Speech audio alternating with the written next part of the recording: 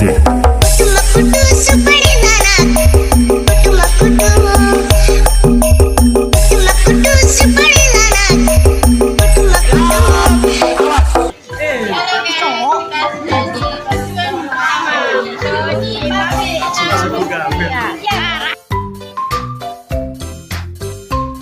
Di sini ada Mutiara, Amalia, dan Armina. Yang Armina ini saya munculkan tahun 2015. Di 2004 itu muncul Mutiara pengganti nama Garuda.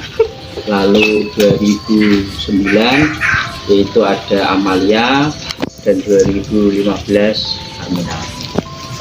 Untuk bahan baku dari tepung ketan, lalu ada gula kelapa, gula pasir, ada margarin, dan karet, santan, sama perasa. Itu nanti ada di semua, bisa melihat produksinya di belakang, bisa bertanya-tanya, lalu nanti masuknya bergiliran.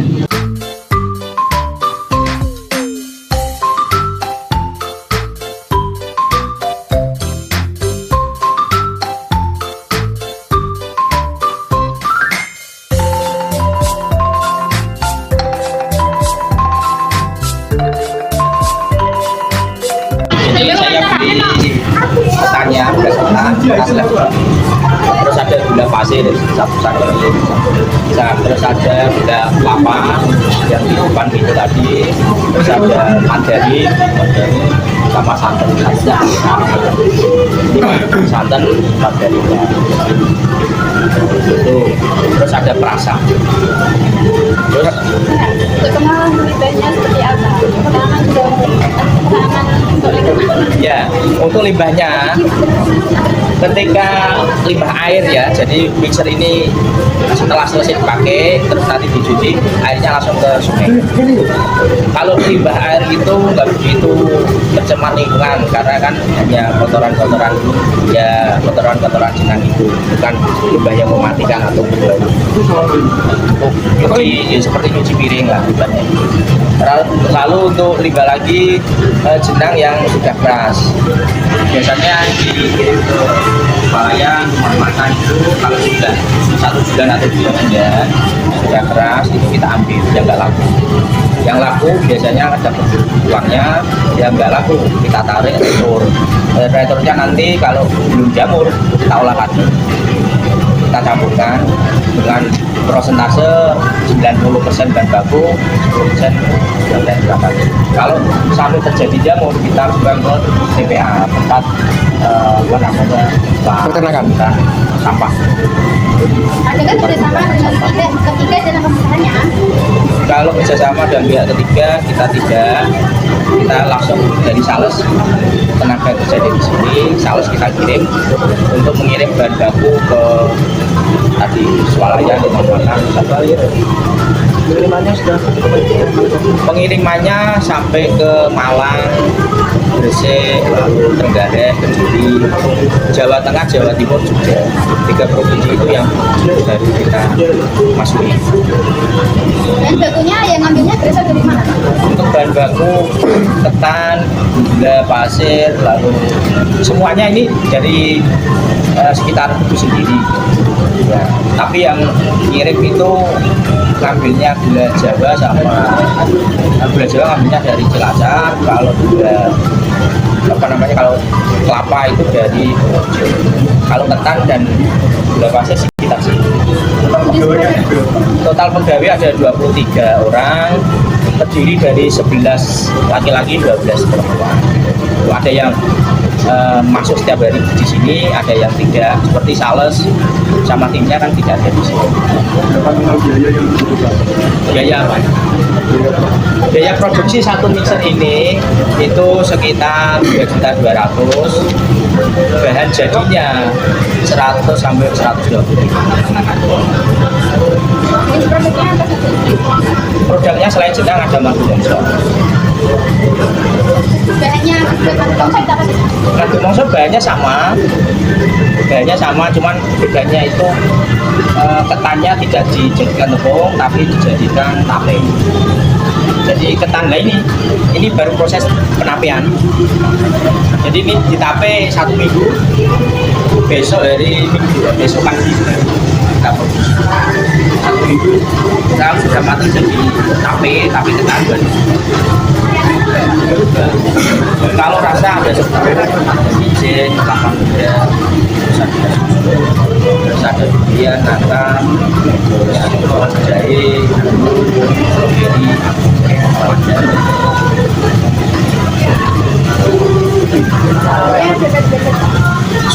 suhunya kok kita nggak pernah hitung ya, tapi dilihat dari apa ini dilihat dari apa ya, berkutuk ya biasanya, dilihat dari itu besar kecilnya api. Gimana cara penjualannya?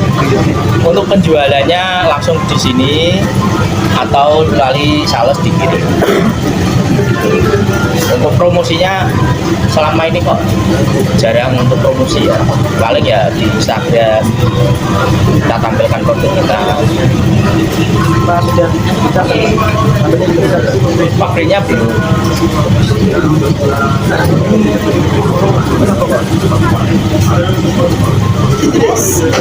Terima kasih. Makasih, Pak. Sama-sama. Dadah dulu.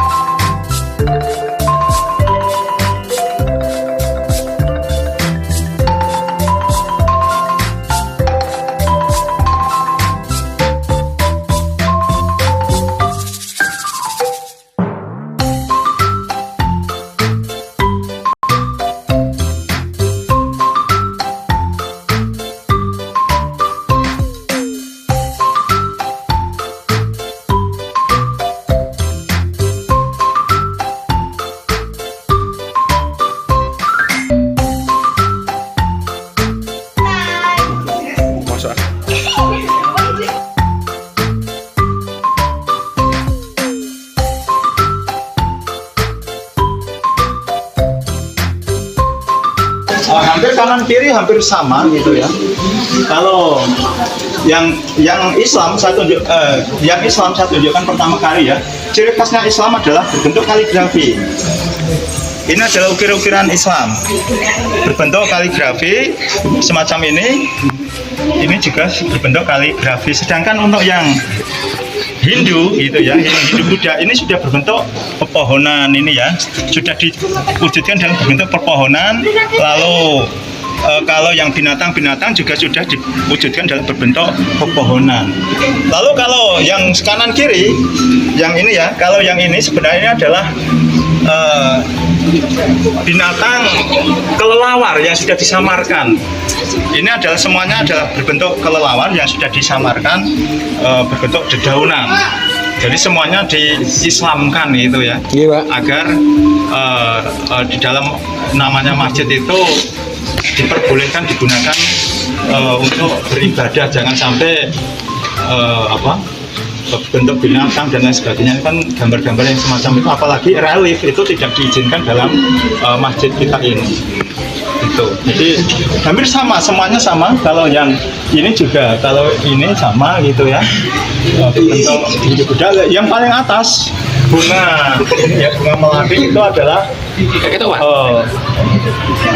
loh, yang paling atas ya, paling atas itu berbentuk bunga melati. Jelas melati itu bukan simbol Islam atau Ternate gitu ya, simbol keseimbangan atau kesejukan dalam kehidupan.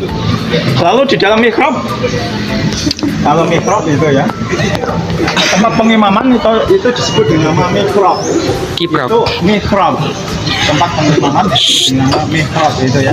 Jadi khas masjid kalau ada mihrabnya, dan di situ gambarnya pasti berbentuk kaligrafi, simbol Islam. Gitu. Kalau di Masjid Demak itu berbentuk bulus gitu ya. Bulus, Pak. Angka tahun pembuatan. Tapi kalau di sini itu adalah berbentuk kaligrafi, yang kanan kirinya nanti ada sebuah relung-relung bunga, tetapi sebenarnya itu adalah binatang. Bukan binatang ini, kelelawar yang sudah disamakan berbentuk dedaunan sebagai akulturasi perpaduan budaya, bahwa Islam di Jepara itu bisa menerima dari berbagai agama yang lain, toleransi, tidak egois, tetapi dia menerima toleransi terhadap agama-agama yang lain. Lalu kalau itu ya, keramik-keramiknya masih ada sisa-sisa itu ya, yang itu jelas dari Tiongkok itu, yang kuning itu, hijau juga. Enggak, hijau itu, biru itu ya, itu jelas itu dari Tiongkok zaman dulu. Kalau yang khas Tiongkoknya adalah catnya ini ya, khas Tiongkok. Saya rasa sudah ini, jadi atapnya ini adalah yang sini ya, yang Linggaratna ya. Yang Linggaratna Hindu. Nanti kalau kalian lihat bisa lihat Linggaratna yang kayak apa. Biasanya itu atapnya tumpang gitu ya. Kalau yang ini Serambi adalah Jawa, khas Jawa. Jawa ini budi Pak, Jawa ini Pak. Jawa Serambi ini kan di foto kan bisa itu ya. Lalu silakan nanti diambil per kelompok di tangga sini ya. Sebagai videonya nanti diawali dari kelompok yang ada di tangga sini gitu ya. Lalu kita ke museum ya. Iya Pak. Kita ke museum, habis itu nanti kita ke Makom gitu ya. Iya Pak. Yuk. Saya rasa relief-reliefnya ini sama semuanya, sehingga dengan adanya relief ini di Jepara akhirnya berkembang ukir-ukiran yang bisa menyejahterakan masyarakat di Jepara ini. Kayunya dari mana Pak? Kalau ini tidak dari kayu ya, ini adalah saya katakan dari batu padas, diambilkan dari batu padas. Nah ini yang mungkin ada bukan orang Indonesia, tetapi orang Tionghoa, langsung guru spiritualnya khusus dari Ratu Kalinyamat. Ini Pak. Itu ya. Jadi ini bukan dari keramik atau dari dari semen itu ya, tetapi ini asalnya loh ya. Iya Pak. Asalnya sejarahnya itu adalah berupa batu padas, hingga sekarang masih keasliannya dijaga. Oke. Karena ini masuk sejarah budaya nasional, bahkan mendunia ini. Tidak seperti hanya Masjid Demak saja, tidak, tapi ini juga masuk, tapi belum masuk WHO ya, bukan masuk PBB ya, tapi sudah masuk nasional. Pakai jaga budaya. Ya sudah ya. Oke, yuk.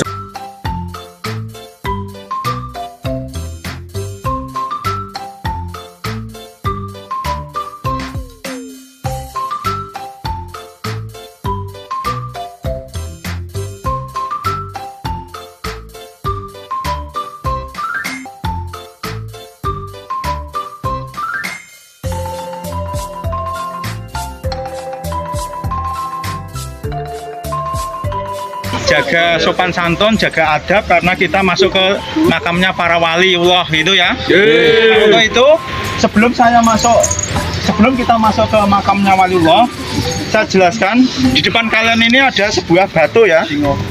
Kebanyakan apa, Bukan Pak? batu singo, tapi penggarisan pertama kali ditemukan di Indonesia itu ini. Ki, Pak. Ya. Jadi ini namanya penggaris sipatan. Nah, ono kayu dijebret nganggo tali ono tenang.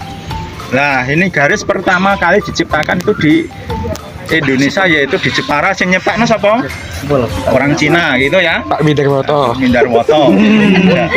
Ini penggarisan pertama kali ya, berasal dari Jepara ya. Nggih. Lalu kalau kita lihat makom, sebelum masuk ke makom itu ada gapura. Kalau dalam dunia candi namanya kalamakara. Sebelum kita masuk itu dimakan mulut dulu ya. Dimakan mulut dulu. Atau gapuronya itu semakin lancip ke atas. Mehru, Hindu. Mehru itu Hindu. Pak Mindarwoto.